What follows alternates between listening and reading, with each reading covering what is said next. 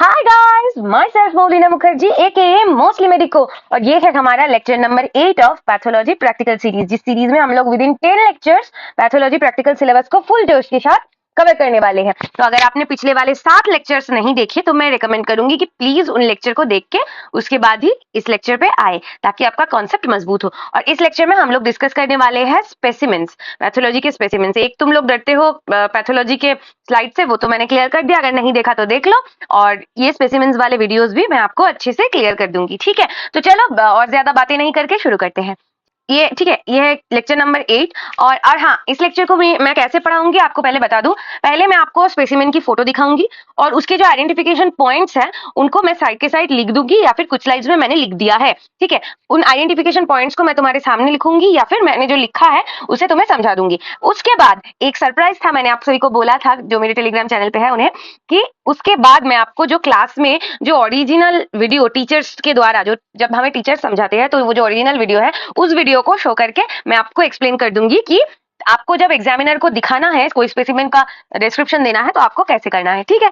तो चलो शुरू करते हैं। पहला स्पेसिमेन हमारे पास ये आ गया है। अभी ये क्या चीज है देखो। पहली बात, ये कुछ यूटेरस जैसा नहीं लग रहा तुमको? यूटेरस, और यहाँ पे देखो जूम करके, ये एक ओवरी है। अभी अगर यूटेरस है तो ये बीच में इतना बड़ा मास कैसा है, ऐसे मुट्ठी जैसा? तो देखो ये वाला है फैलोपियन ट्यूब और ये जो व्हाइट कलर का मास है मुट्ठी जैसा, ये है स्वेलिंग। कैसी स्वेलिंग? ये है यूटेराइन लियोमायोमा, यानी कि यूटेरस में जो स्मूथ मसल्स होते हैं उनमें एक टाइप का ट्यूमर का फॉर्म होता है जो कि बिनाइन होता है, आप ये थ्योरी में पढ़ लेंगे। तो वो होता है यूटेराइन फाइब्रॉइड या फिर लियोमायोमा, ठीक है। अब इसके रिलेवेंट थ्योरी से आने से पहले मैं आप सभी को थोड़ा बताना चाहूंगी कि हर एक स्लाइड में हमें देखना है कि जब हम लोग कोई स्लाइड मतलब एक्सप्लेन करेंगे, सपोज कि ये एक स्लाइड है, ये मेरा पानी का बोतल है, ये एक स्लाइड है, तो हमें इसके एग्जामिनर के सामने इसे सामने से देखना है और उसे मुड़ के पीछे से भी देखना है, ठीक है। कैसे देखना है मैं आपको वीडियो में दिखाऊंगी, पेशेंस रखो। हमें 3 पॉइंट्स जरूर से याद रखने हैं। नंबर 1 कि हमें जार का डिस्क्रिप्शन देना है कि वेट माउंट फॉर्मलाइज जार होता है। कभी कब हमें फॉर्मली नहीं बोलना है, ये भी मैं आपको बता दूंगी, ठीक है। और उसके बाद हमें ऑर्गन का थोड़ा डिस्क्रिप्शन देना होता है। उसके बाद हम लोग किस डिजीज को यहाँ पे बता रहे हैं उसका डिस्क्रिप्शन देना पड़ता है। अब ये ऑर्गन का क्यों डिस्क्रिप्शन दी थी, तुम्हें कैसे पता चला कि ये यूटेरस ही है? ये एग्जामिनर पूछते ही है कि तुम्हें कैसे पता चला कि ये पर्टिकुलर वही वाला ऑर्गन है, वो मैं आपको बताऊंगी, ठीक है। अभी तक आपको इतना समझ आ गया? चलो अब जल्दी से फटाक से इसका वीडियो देखो। This is a cut open specimen of uterus, cervix with bilateral adnexa. The uterine cavity shows white round swelling. Probably this is a case of uterine fibroid or leiomyoma. देख लिया वीडियो? अभी देखो, अब समझ आ गया कि इसको कैसे डिस्क्राइब करना है। इसके साथ इसकी कुछ रेलिवेंट थ्योरीज है जो कि अगर आपको ये स्पेसिमेन पूछेगा तो आपको जरूर से पूछेगा, जिसमें कि है कि टाइप ऑफ यूटेराइन डिस्प्लेसिया, बहुत बड़ा एक चार्ट है, आपको वो पढ़ना है। और उसके बाद what is leiomyoma and it's further complications, इतना आपको पढ़ना है, ठीक है। अभी देखो यहाँ पे भी मैंने लिख दिया है, this is A cut open specimen of uterus cervix with bilateral adnexa. The uterine cavity shows white round swelling. Probably it is a case of uterine fibroid or leiomyoma. जो मैंने आपको वीडियो में बताया वैसे ही, ठीक है। तो ये हाँ, एक और बात आपको प्रोबेबली बोलना है। हाँ, प्रोबेबली बोलोगे, क्योंकि अगर तुमने प्रोबेबली नहीं बोला इसका मतलब तुम 100% श्योर हो, पर हम लोग 100% श्योर नहीं हो सकते ना, वो बायोप्सी रिपोर्ट से हम लोगों को श्योर होना पड़ेगा, इसलिए प्रोबेबली बोलना है स्पेसिमेन के साथ, ठीक है। अभी इसके साथ इसका माइक्रोस्कोपी याद कर लो। ऐसे गोल था जिसमें कि ऐसे कोई भी रेगुलरली पैटर्न में, वर्ल्ड पैटर्न में स्मूथ मसल का ग्रोथ था, क्योंकि स्मूथ मसल का ही ट्यूमरस ग्रोथ होता है ना, याद आ रहा है? मैंने माइक्रोस्कोपिक फीचर्स में ये पढ़ाया था। अगर आपने नहीं देखा तो मैं रिकमेंड करूंगी प्लीज उसे देख के आगे बढ़े, ठीक है। चलो ये वाला हो गया। अब आगे देखो, ये वाला क्या है? सेम वैसा ही स्पेसिमेन है, पर इसमें कुछ ऐसे उभर के बाहर आ रहा है स्क्रीन के, ऐसे उभर के बाहर आ रहा है। देखो ये उभर के बाहर आ रहा है, तो इसे हम लोग कहेंगे फंगेटिंग कैंसरस ग्रोथ। अब कहां से बाहर आ रहा है? ये अगर यूटेरस है और ये यूटेरस का एकदम एंड है, यानी कि सर्विक्स है, तो ये फैलोपियन ट्यूब है, ये तो तुम्हें समझ आ रहा है। आगे ये सर्विक्स है, यानी कि अगर सर्विक्स से बाहर क्या आएगा उभर के, तो उसे हम लोग क्या कहेंगे? Cervical carcinoma, right. देखो अभी इसका वीडियो देख लो। This is a jar specimen of uterus cervix with bilateral adnexa. The cervix shows a fungating mass coming from the cervical canal. Probably this is a case of cervical carcinoma. देख लिया? चलो अभी देखो, यहाँ पे मैंने लिख दिया है कि this is a wet mount jar specimen of uterus cervix showing bilateral adnexa. The cervix shows a fumigating mass coming from the cervical canal. Probably it is a case of carcinoma cervix. Probably हमें use करना है। अब इसका relevant theory देख लो कि types of cervical cancer, वो CIN classification, Pap smear के बारे में आपको पढ़ना है, वो पूछते हैं। और उसके अलावा इटियोलॉजी ऑफ सर्वाइकल कैंसर, वो म्यूटेशन वगैरह आपको पढ़ने हैं, ठीक है। मैंने यहाँ पे रेलिवेंट थ्योरी भी आपको बता दिया ताकि आप समझ सके कि कौन कौन से थियोरिटिकल टॉपिक्स तो हमें छोड़ के जाने ही नहीं है वाइवा से पहले, ठीक है। ये सारे टॉपिक्स तो आपको करके जाने हैं। चलो अब आगे बढ़ते हैं। ये देखो कुछ सफेद स्पॉन्ज जैसा एक स्ट्रक्चर है, पर स्ट्रक्चर कुछ ऐसा शेप में है। ऐसा शेप में कौन सा वाला ऑर्गन होता है हमारे पास? लिवर, ठीक है। और अगर आपको पूछे, अगर एग्जामिनर आपसे पूछे कि आपको कैसे पता कि ये लिवर है, तो पहले तो आप शेप की बात बोलना, पर एग्जामिनर ये भी बोल सकता है कि कोई भी ऑर्गन को हम ऐसे शेप में काट सकते हैं, जो कि नहीं बोलेगा। बट फिर भी अगर बोले तो आपको बोलना है कि यहाँ पे आप पोर्टल ट्रायड देख सकते हैं। शायद आपको तस्वीर में उतने अच्छे से नहीं दिखेगा, मैंने जो वीडियो दिया है उसमें आपको दिख जाएगा, ठीक है। अभी ये व्हाइट फैट डिपोजिशन है, अभी सफेद कलर का। इसके साथ आगे की बातें आप वीडियो में देखें। This is a wet mount jar specimen of enlarged, soft, greyish white liver. On cut section, it shows greasy portal tract. Probably this is a case of fatty liver. देख लिया? तो मैंने आपको बताया कि ये है एक wet mount jar specimen of enlarge soft greyish white liver. As it is बोलना है, इस लाइन को रटना है, इसको एकदम मॉडिफाई नहीं करना है, खुद के हिसाब से नहीं बोलना है, ठीक है। खुद के हिसाब से बोलोगे तो मार्क्स कटेंगे। On cut section it shows greasy portal triad. अब ग्रीजी क्यों? क्योंकि ये फैटी लिवर है। Greasy portal triad, probably this is a case of fatty liver. अब फैटी लिवर के केस के साथ आपको थोड़ा सा रेलिवेंट थ्योरी पता होना चाहिए, which is pathogenesis of fatty liver, कैसे होता है, non alcoholic alcoholic fatty liver, सारा पता होना चाहिए। इसके अलावा फर्दर कॉम्प्लिकेशन यानी कि लिवर सिरोसिस हो सकता है, हेपेटोसेलुलर कार्सिनोमा का टाइप्स पता होना चाहिए। लिवर तो खैर पूरा ही इंपॉर्टेंट टॉपिक है, आपको इतना तो पता ही होना चाहिए इस स्पेसिमेन के साथ, ठीक है। तो ये था हमारा फैटी लिवर का स्पेसिमेन। इसका माइक्रोस्कोपी कैसा था पता है? ये आपको याद आ रहा है? अगर मेरे लेक्चर्स देखे होंगे तो याद रहा होगा। माइक्रोस्कोपी में अगर कुछ ना समझ आए, पूरा सफेद हो, क्योंकि इसमें फैटी डिपोजिशन हो गया और फैट माइक्रोस्कोप में व्हाइट दिखता है, अगर कुछ ना समझ आए तो आपको ये इसे ऐसे याद रखना है कि अगर हमें कुछ समझ नहीं आ रहा, पूरा सफेद कलर का दिख रहा है और उसमें कहीं पे भी पोर्टल ट्रायड दिख रहा है, तो उसे हम लोग फैटी लिवर बोलेंगे, ठीक है। अगर पुराना लेक्चर देखा होगा, शायद मैंने इसे नॉन कैंसरस में डिस्कस किया है, तो आपको समझ आएगा, ठीक है। चलो अब आगे बढ़ते हैं। ये वाला देखो, अभी ऐसा स्ट्रक्चर तो भाई तुम्हारे शरीर में सिर्फ एक ही जगह पे हो सकता है, ऐसे थैले जैसा, ऐसे आके थैले जैसा। तो ये गॉल ब्लैडर है, समझ तो आ रहा है। एग्जामिनर को कैसे समझाएंगे? चलो देख लो video. This is a wet mount jar specimen of gallbladder cut open showing thick wall and whitish calculi inside the lumen. Probably this is a case of calculus cholecystitis. You can see the calculus clearly. क्योंकि यहाँ पे thick wall structure है और अंदर पत्थर है, यानी कि कैलकुलस है। तो मैंने आपको क्या बताया? This is a wet mount jar specimen of gall bladder which is cut open. यहाँ पे कट ओपन है ना, cut open showing thick wall and whitish calculi inside the lumen. Probably this is a case of calculus cholecystitis. अभी इसके साथ relevant theory कौन सा है? Reasons of gall bladder stone, pathogenesis and anatomical layer of gall bladder. ये मैंने आपको जो माइक्रोस्कोपी भी पढ़ाया था उसमें भी बताया था कि कौन सा लेयर एब्सेंट होता है, कौन सा लेयर प्रेजेंट होता है, इसीलिए एक टाइप का कैंसर होता है, वो कैसे मेटास्टेसाइज होता है, ये मैंने आपको बताया था। अगर नहीं देखा तो पिछला वाला लेक्चर देखो, ठीक है। चलो अभी ये वाला देखो। अभी ये क्या है? ये एक स्पेसिमेन है जो ऐसे कोई वो जो स्नेल का जो खोल होता है उसकी तरह दिख रहा है, पर वो स्नेल का खोल तो नहीं है। ये देखो यहाँ पे बाल है। अगर आपको टफ्ट ऑफ हेयर दिख जाए ऐसे व्हाइट कलर के स्पेसिमेन में, तो आपको आंख बंद करके उसे बोलना है mature cystic teratoma of ovary और डर्मोइड सिस्ट, ठीक है। चलो अभी इसका वीडियो देख लो। This is a jar specimen of cut open section of a cystic lesion. On cut section, it appears variegated ends and has composed of tuft of hairs, whitey structure and tooth. Probably this is a case of mature cystic teratoma of ovary or dermoid cyst. देख लिया? तो मैंने आपको उस video में बताया कि this is a jar specimen. अब एक कॉमन क्वेश्चन आ रहा होगा कि पिछले वाले स्पेसिमेन से मैं क्यों फॉर्मलाइज नहीं बोल रही हूँ, क्यों जब मैं ये जार स्पेसिमेन को डिस्क्राइब कर रही हूँ मैं फॉर्मलिन का जिक्र नहीं कर रही हूँ? क्योंकि ये फॉर्मलिन में तो डूबा हुआ होता ही नहीं है। मेजोरिटी टीचर हमें बताते हैं फॉर्मलिन वाला। हम जब एग्जाम देने गए थे, हमें जो हमारी सीनियर फैकल्टी थी उन्होंने बताया था कि फॉर्मलिन आपको नहीं बोलना है। यहाँ पे काइन्यूरेनिन नाम का एक सॉल्यूशन होता है जिसको बनाया जाता है, उसमें ही ये सारे स्पेसिमेन डुबा के रखने हैं। तो आप कोशिश करें कि फॉर्मलिन वाला वर्ड आप अवॉइड करें, ठीक है। चलो अभी ये मेरे कॉलेज में था, मुझे बाकी के कॉलेज का नहीं पता, मैं सीएनएमसी से हूँ। तो आपके कॉलेज के अकॉर्डिंग आप एक फैकल्टी से पूछ सकते हैं कि आप वहाँ पे कौन सा सोल्यूशन यूज करते हैं, पर फॉर्मलाइज नहीं बोलना है क्योंकि फॉर्मलिन हर जगह पे यहाँ ऐसे प्रेजेंट नहीं होता, ठीक है। चलो तो मैंने आपको क्या बताया? This is a jar specimen of cut open section of a cystic lesion.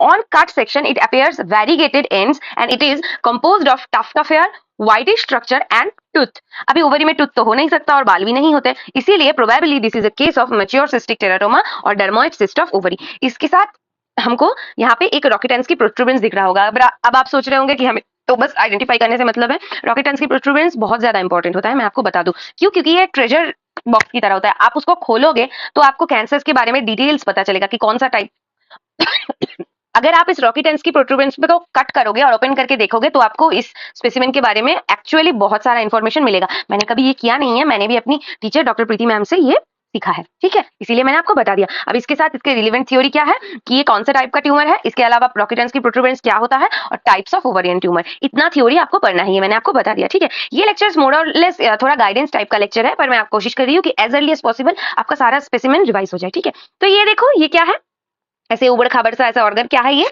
चलो इसका वीडियो देख लो। This is a wet mount jar specimen of shrunken liver with nodular surface. The cut surface shows nodularity with dilated central vein. Probably this is a case of cirrhosis of liver.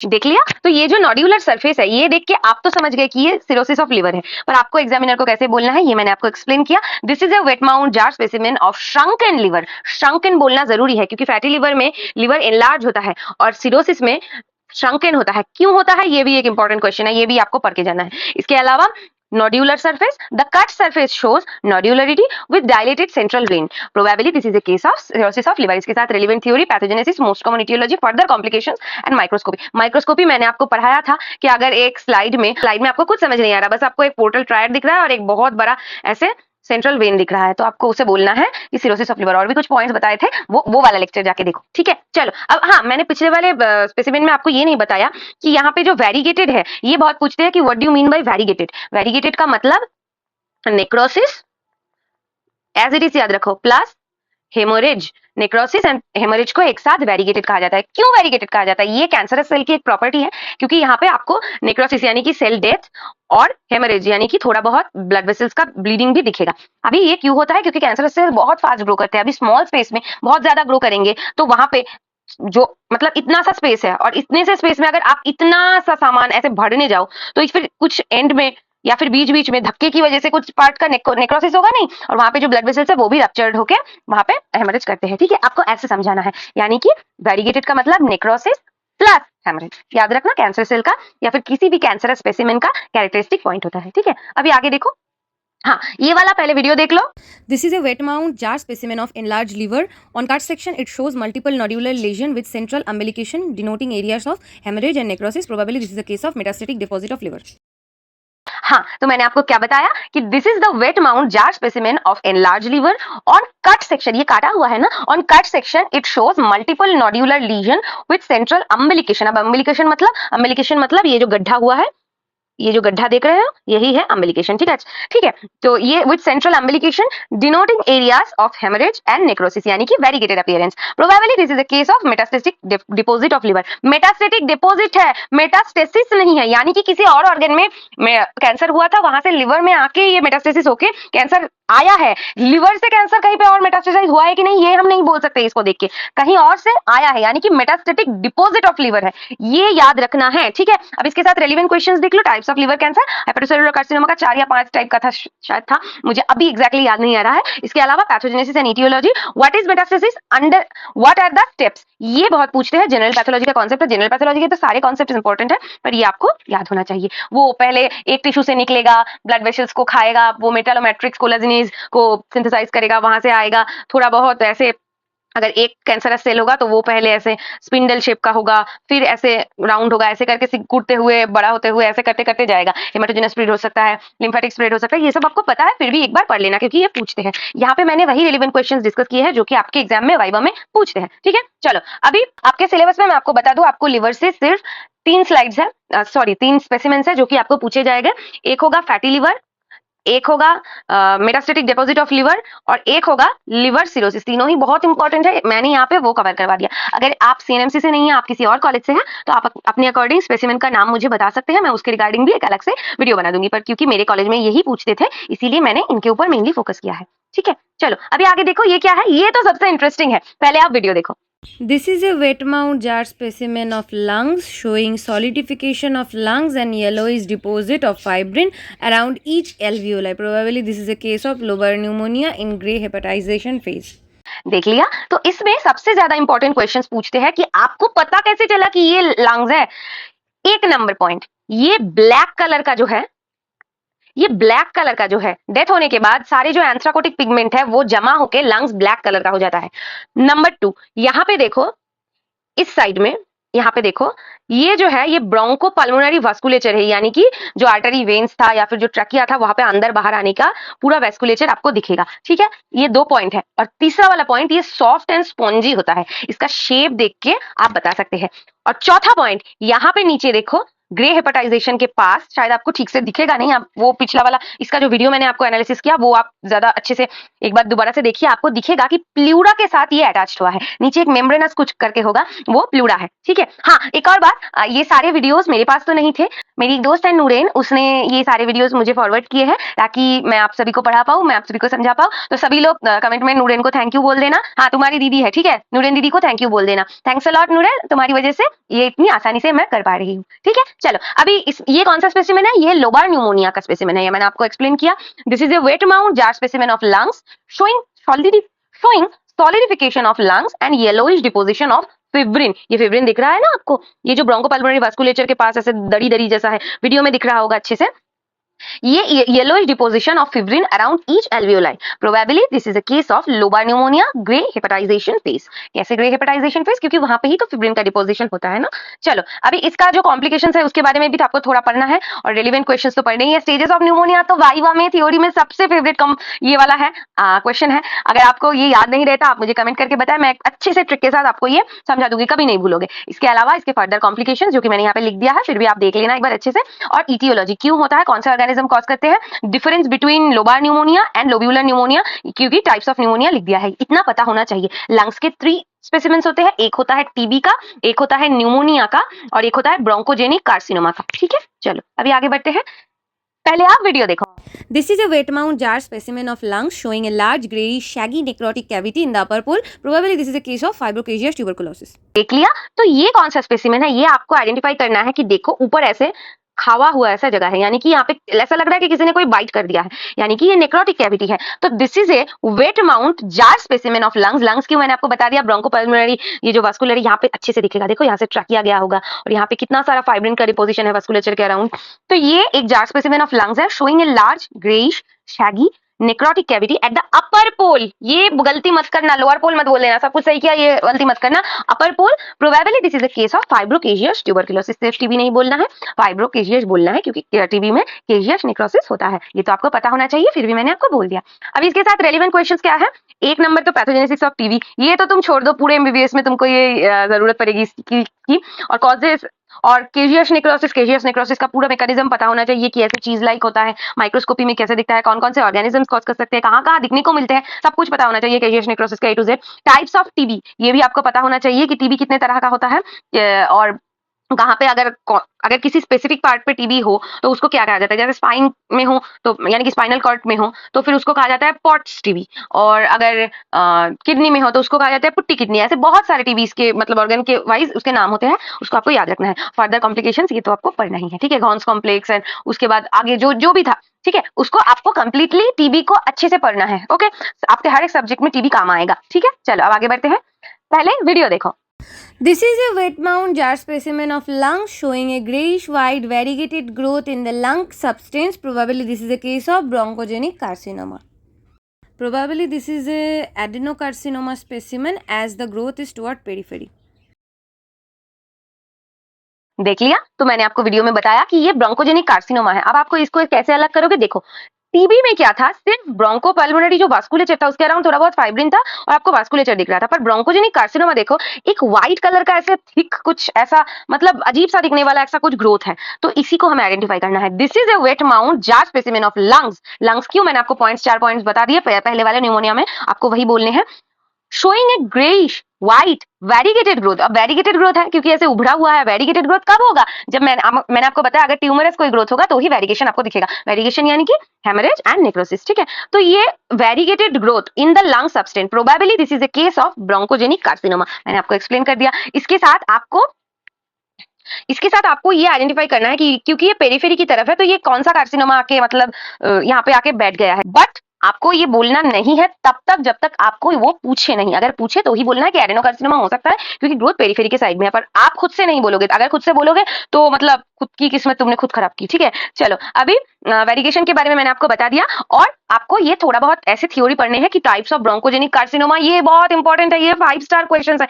मैं आखिरी वाले lecture में आपको theory से और viva के point of view से जो भी इंपॉर्टेंट क्वेश्चंस है वो सारे डिस्कस करूंगी। आपको उसे पढ़ना है, आपको अगर कुछ भी नहीं पढ़ा तो उन टॉपिक्स को पढ़ के जाओ, तुम पास हो जाओगे। ठीक है, ऐसा मैंने एक प्लान किया है। अभी आगे देखो, ये ब्रोंकोजेनिक कार्सिनोमा से हॉर्नर सिंड्रोम एंड मेटास्टेसिस, ये भी आपको पढ़ना है। हॉर्नर सिंड्रोम पता है ना? नहीं पता? सिंपैथेटिक चेन को कंप्रेस करता है और फिर वॉइस में थोड़ा सा हस्कीनेस आ जाता है, आंखें बड़ी हो जाती है, क्योंकि सिंपैथेटिक इफेक्ट की वजह से ये सब होता है। ये हॉर्नर सिंड्रोम में हम पढ़ते हैं। उसके आगे म्यूटेशन एंड ट्यूमर मार्कर्स आपको पढ़ने हैं, क्योंकि टाइप्स ऑफ जो ब्रोंकोजेनिक कार्सिनोमा है उसी के अंडर ये आ जाता है। Small cell carcinoma, large cell carcinoma, squamous cell carcinoma, ऐसे बहुत सारे हैं। आप 4 टाइप के होते हैं, आप उसे पढ़ लीजिएगा। ठीक है, अभी आगे लोकेशन ऑफ वेरियस कार्सिनोमा, आपको कैसे पता चलेगा कि ये जो एंड में है ये एडेनोकार्सिनोमा है, ये स्मॉल सेल कार्सिनोमा नहीं है? ये आपको पता चलेगा बेस्ड ऑन लोकेशन, पर फिर भी वो हमें बस एक प्रोबेबल डायग्नोसिस देता है, एक्चुअल डायग्नोसिस तो बायोप्सी से ही मिलता है। ठीक है, चलो अभी लोकेशन के बारे में पढ़ लिया। अब आगे ये स्लाइड देखो, ये स्लाइड बहुत बहुत बहुत बहुत इंपॉर्टेंट है। अगर स्टूडेंट को कुछ नहीं आता तो एग्जामिनर ये कार्सिनोमा ऑफ ब्रेस्ट पकड़ा देते हैं और आपको इसे एक्सप्लेन करना पड़ता है। तो मैंने आपको बताया, this is a wet mount jar specimen of breast showing retracted nipple. ये देखो, रिट्रैक्टेड निपल, प्यूदी ऑरेंज अपीयरेंस। क्यों होता है प्यूदी ऑरेंज अपीयरेंस? जो लिम्फेटिक्स होते हैं उनमें ऑब्स्ट्रक्शन की वजह से वो ऑरेंज कलर का हो जाता है। एनाटॉमी में खैर तो हम पढ़ते हैं, और फिर भी मैंने आपको बता दिया, जो लिम्फ नोड है अगर उसमें ऑब्स्ट्रक्शन होगा तो वो बैकफ्लो नहीं हो पाएगा, वहां पे इकट्ठा होकर एक ऑरेंजिश एक येलोइश कलर देता है। Changes of the overlying skin, a grayish white color lump is seen in the breast on cut surface। पीछे देखो, ऐसे ग्रेइश कलर का कैंसरस लंप है। Probably this is a case of carcinoma breast. ठीक है, अभी प्यूडी ऑरेंज चेंज क्यों होता है? Cutaneous oedema caused by blockage of lymphatic channel by cancer cells. ये तो मैंने आपको बता ही दिया। रेलेवेंट क्वेश्चन यहाँ से ज्यादा पूछते हैं, यही वाला पार्ट है जो कि अगर आपको कोई भी नहीं आया तो आपको ये पूछेंगे कि types of breast carcinoma, pathogenesis, risk factor, lymphatic spread, यानी कि क्रूकेनबर्ग ट्यूमर। एक होता है ना कि directly breast cancer lymphatic spread के द्वारा ओवरी में आके क्रूकेनबर्ग ट्यूमर कर सकता है, ये भी आपको पढ़ना है। ब्रेस्ट कार्सिनोमा बहुत इंपॉर्टेंट है पूरे एमबीबीएस के पॉइंट ऑफ व्यू से, इसीलिए इसे याद रखना। चलो अभी आगे देखो, पहले इसका वीडियो देख लो। This is a wet mount jar specimen of testis with spermatic cord. The testis is showing irregular enlargement with varying size of grey-white nodules. Surface is smooth. This is seminoma. देख लिया? तो मैंने आपको explain किया कि this is a wet mount jar specimen of testis with spermatic cord. The testis is showing irregular enlargement with varying size of grey white nodules. Surface is smooth. Cut open testis shows varying size nodule separated by septa. This is seminoma. इतना सारा आपको बोलना है। Seminoma थोड़ा मुश्किल है, I know. यहाँ पे आपको नोड्यूल्स दिख रहे होंगे जिसको हमने कट किया तो हमें अंदर दिखने को मिला अलग अलग टाइप का, अलग अलग साइज का नोड्यूल्स, जो कि आपको वीडियो में अच्छे से दिखा होगा, पर वो सेप्टा के थ्रू सेपरेट होते हैं। मैंने आपको माइक्रोस्कोपी में क्या पढ़ाया था? एक गोल स्लाइड में बीच में एक सेप्टा होगा और दोनों साइड पे बहुत सारे हाइपरक्रोमेटिक न्यूक्लियस की वजह से ऐसे डेंस कलर के जो सेल्स है वो दिखेंगे, जो कि कैंसरस सेल्स है। वही तो सेमिनोमा था। अगर याद नहीं आ रहा तो इसका मतलब अच्छे से नहीं देखा है वो लेक्चर, वो देख के आओ। ठीक है, अभी इसके साथ इसका रेलेवेंट क्वेश्चंस क्या है? Types of tumour, pathogenesis, further complication and tumour marker. ये तो कॉमन है हर एक ट्यूमर स्पेसिमेन के लिए, इतना आपको पता होना चाहिए। अगर टेस्टिस से या फिर मेल जेनाइटल ट्रैक्ट से कुछ भी नहीं पढ़ा, इतना तो पढ़ लेना सेमिनोमा के बारे में। और एक है बीपीएच के बारे में, वो भी मैं आपको बताती हूँ। अब ये देखो, हाँ एक और कंफ्यूजन होता है स्टूडेंट्स में कि आपको कैसे पता चलेगा ये वाला सेमिनोमा या फिर ये वाला सेमिनोमा। याद रखना कि बीपीएच में यूरिन पास करने में मुश्किल होती है, इसीलिए हमने फोलिस कैथेटर को बीपीएच के साथ अटैच कर दिया। वैसे ही तो ये कॉन्सेप्ट नहीं है, ये बस आपके अंडरस्टैंडिंग के लिए, याद रखने के लिए है। इसीलिए फोलेस कैथेटर, यहाँ पे एक पाइप जैसा कुछ दिख रहा है ना आपको, कैथेटर है ये फोलेस कैथेटर है, ये बीपीएच में होगा। तो इस वाले स्पेसिमेन को समझने से पहले वीडियो देख लो। This is a wet mount jar specimen of prostate showing nodular enlargement with a Foley's catheter. This is probably a case of benign hyperplastic prostate. देख लिया? तो मैंने आपको बताया कि this is a wet mount jar specimen of prostate showing nodular enlargement with a Foley's catheter and surface is smooth. Surface smooth है। यहाँ पे सरफेस देखो ऐसे नोड्यूल्स बने हुए थे, अभी यहाँ पे सरफेस स्मूथ है, smooth surface. Probably this is a case of BPH. अब कॉम्प्लिकेशंस के बारे में आपको पता होना चाहिए, यहाँ पे भी मैंने लिख दिया है, एक तो मैकेनिज्म, एक तो कॉम्प्लिकेशन। टेस्टोस्टेरोन के अंदर कैसे होता है, हाइपरप्लास्टिक ग्रोथ होता है, ये सब आपको पता होना चाहिए। बीपीएच का माइक्रोस्कोपी हम सभी को याद रहता है। अगर नहीं याद है तो वो वाला लेक्चर देख के आओ, नॉन कैंसरस जो स्लाइड के मैंने जब बताया था आपको, ऐसे याद करवाया था, वो वाला पार्ट देख लीजिए। ठीक है, अभी आगे देखो, मैंने आपको बताया ये कट ओपन सेक्शन है किडनी का। This is a wet mount jar specimen of kidney showing A small size kidney with granular surface. ये देखो ग्रैन्यूल्स ऐसे, यहाँ पे फैट फाइब्रस टिश्यू बने हुए हैं और यहाँ पे छोटे छोटे, अगर आप ध्यान से देखोगे तो छोटे छोटे ऐसे, यहाँ पे शायद दिख नहीं रहा होगा आपको, वीडियो में से ही ज्यादा अच्छे से दिखेगा, ग्रैन्यूल्स बने हैं। There is whitish fat and fibrous tissue. क्यों? क्योंकि यहाँ पे डैमेज हुआ है, और अगर डैमेज होता है तो बॉडी कंपेंसेट करती है फाइब्रिन एंड फैट के द्वारा। ठीक है, तो इसके अलावा whitish fat and fibrous tissue deposition seen in hilum. Probably this is A granular contracted kidney. अभी इसका कॉजेज आपको पता होना चाहिए। पैथोजेनेसिस पता होना चाहिए, ग्लोमेरुलाइटिस एक्यूट एंड क्रॉनिक के बारे में आपको पता होना चाहिए। ये इसके रिलेवेंट थ्योरेटिकल क्वेश्चंस है, ठीक है, याद रहेगा। अगर आपको इस सारे पीडीएफ के नोट्स चाहिए तो आप डिस्क्रिप्शन बॉक्स में से मेरे टेलीग्राम चैनल को ज्वाइन करेंगे, वहां से आप ये नोट्स एक्सेस कर सकते हैं, ठीक है, फ्री ऑफ कॉस्ट। चलो अभी ये वाला आज का आखिरी स्लाइड है जिसमें मैंने आपको, आखिरी है ना, हाँ आखिरी है, चलो अभी जिसमें मैंने आपको समझाया है।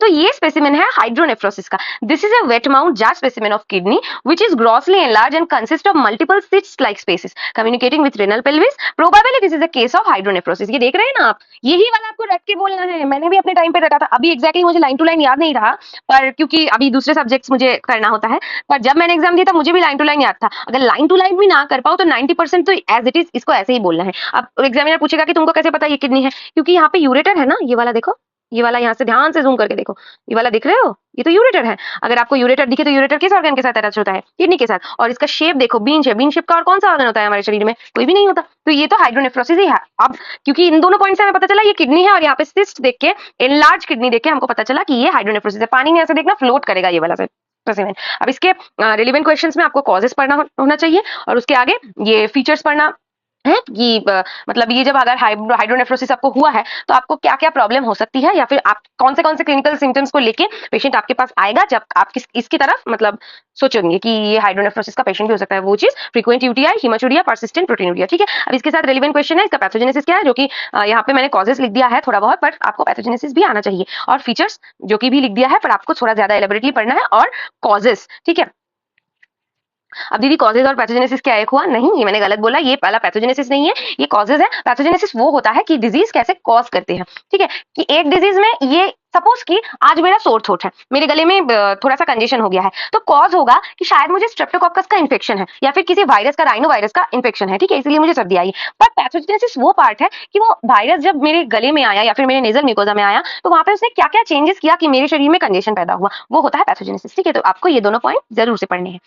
चलो फिर आज का लेक्चर यही तक था। आपको किडनी के 4 टोटल स्पेसिमेंस पढ़ने पड़ते हैं। एक तो ग्रैनुलर कॉन्ट्रैक्टेड किडनी है, एक हाइड्रोनेफ्रोसिस है, और 2 बाकी जो स्पेसिमेंस रह गए वो मैं आपको अगले लेक्चर में पढ़ाऊंगी। तब तक के लिए आप पढ़ाई करते रहे। अगर आपको ये लेक्चर अच्छा लगा तो आप एक लाइक कर सकते हैं। अगर आप मेरे चैनल पर नए हैं तो मेरे चैनल को सब्सक्राइब कर दीजिए, क्योंकि इसमें मुझसे भी ज्यादा शायद आपका फायदा है, आपको आसानी से कॉन्सेप्ट समझ आएंगे, ठीक है। और अगर इस लेक्चर का आपको पीडीएफ चाहिए तो आप टेलीग्राम चैनल को ज्वाइन कर सकते हैं मेरे, जो कि जिसका लिंक मैंने आपको डिस्क्रिप्शन बॉक्स में दे दिया है, वहां से आप ज्वाइन करके इस नोट्स को पढ़ सकते हैं, ठीक है। चलो फिर मिलते हैं अगले लेक्चर में, तब तक के लिए ओके बाय।